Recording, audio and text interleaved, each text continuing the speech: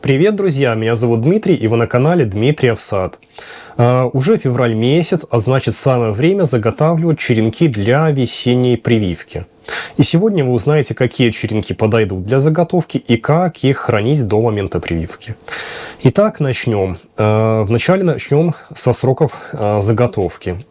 Значит, в наших условиях, в Беларуси, в средней полосе России, черенки можно заготавливать в конце зимы, а также ранней весной, пока не набухли почки. Как правило, это февраль месяц и первая половина марта. Значит, заготавливать черенки можно со здоровых и молодых деревьев. Заготавливаются, конечно же, черенки с ростовыми почками, без цветочных почек.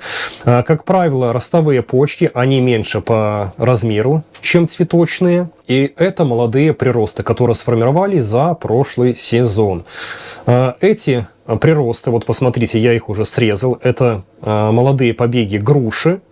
На них нет никаких боковых ответвлений, и толщиной они примерно с карандаш, может быть чуть толще. Самые тонкие побеги не заготавливаются, они плохо хранятся, могут пересыхать и затем плохо приживаются. Поэтому ориентировочно вот толщина и должна быть с карандаш. Значит, заготавливаются черенки, вот такие побеги у груши, у яблони и у косточковых культур. Например, у вишни, сливы, черешни, абрикоса и так далее. Что вы там собираетесь прививать? Значит, как их хранить? Конечно же, срезаем вот такие вот череночки, связываем их в пучки и вешаем бирку с названием сорта, чтобы затем не забыть. Самый простой способ хранения – это хранить вот эти черенки до момента прививки в снегу. В этом году у нас зима очень снежная, и можно вот такие череночки просто закопать в снег. Лучше всего с северной стороны зданий, там всегда тень, и дольше всего снег вот этот лежит. Если вы живете в каких-то более южных регионах, и у вас весна наступает очень рано, может быть уже и в начале марта, не будет никакого снега, тогда лучше хранить такие черенки либо в погребах, где прохладно, невысокая положительная температура, несколько градусов, а лучше всего надежнее в холодильнике. В холодильнике всегда постоянная небольшая температура, плюс 3, плюс 4. Значит, если вы храните в холодильнике, значит, как их хранить? Если вот в таком виде, не завязанном, вот эти черенки оставить, они пересохнут очень быстро. Значит, что я делаю? Как я храню? Значит, все это в пучок связываю. Затем низ черенка я обвязываю, низ вот этих черенков, вот здесь, где срезы, влажной тряпкой. Лучше всего тряпку увлажнить в растворе либо триходермы, либо сенной палочкой. Для чего это нужно? Для того, чтобы здесь не образовывалась плесень. Вот эти микроорганизмы, они будут препятствовать образованию плесени. И, например, та же сенная палочка, она проникнет в эти черенки, вглубь черенков, в сами ткани, и затем в процессе прививки вот такие черенки будут лучше приживаться. Но есть один момент. Сенная палочка в холодных условиях, она развивается очень-очень плохо. Поэтому вначале вот эти черенки я буду замачивать в растворе сенной палочки. Вот есть такой раствор сенной палочки, я буду делать от Тутагра новоспорин.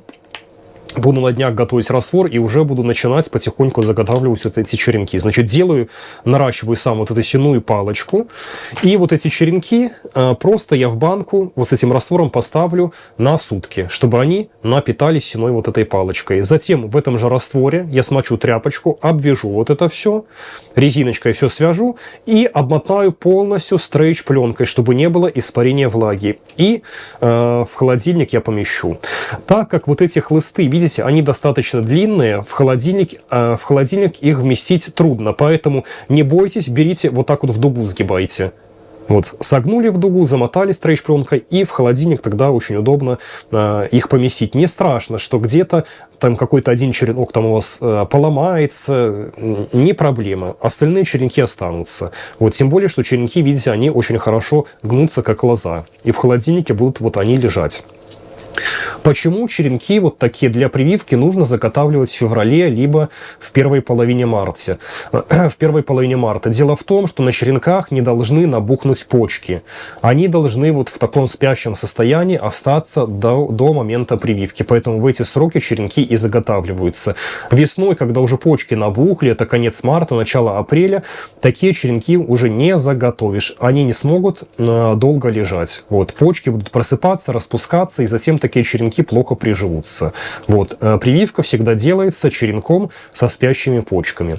Значит, в какие сроки делают прививку вот этими черенками? Когда наступит период активного сокодвижения. У косточковых культур, как правило, этот период начинается раньше. Ориентировочно это конец апреля. А у семечковых культур яблоня и груша чуть позже. Обычно начало, а то и середина мая, в зависимости от региона, где вы живете, от погодных климатических условий. Значит, как я определяю, когда вот этот период сокодвижения начался? Самый простой способ определить по цветению. Если вы увидели, что у вас, допустим, вишня, черешня на бутонах вот-вот будут распускаться, вот как раз-таки это оптимальный период сокодвижения. Идет активно сок, лучший период для прививки. Что касается яблони и груши, опять же смотрим по стадии развития растений. Видите уже розовые бутоны, либо уже началось цветение. Вот самый оптимальный период для прививки. Как правило, май месяц для яблони и груши. Был, кстати, вопрос у меня недавно совсем про декоративные яблони. По-моему, женщина писала, что хочет вырастить раечки, яблочки. Вот они такие некрупные, цветение очень красивое, затем плоды вот этими гроздями висят, очень декоративно смотрится. И можно ли вырастить из семян? И вот эти сеянцы, сохранят ли они сортовые свойства? Скорее всего, не сохранят. Может быть, сохранят отчасти. Конечно же, лучше прививать. Любые сеянцы лучше прививать. Вот. Если вы хотите раечки, посейте любые семена яблонь, вырастите сеянец дикий, и затем уже возьмите с раечки черенок и сделайте прививку. Либо уже в августе можете почкой прививать. В этом случае у вас надежно сохранится нужный вам сорт. Кроме того, можно прививать черенки и в крону деревьев. Конечно же, такой более подробный ролик про прививку я весной буду делать, буду показывать, как я прививаю. Допустим, у вас дачный участок небольшой, всего лишь 3 сотки, 5 соток, и просто нет возможности посадить много плодовых деревьев, а хочется разных сортов яблок.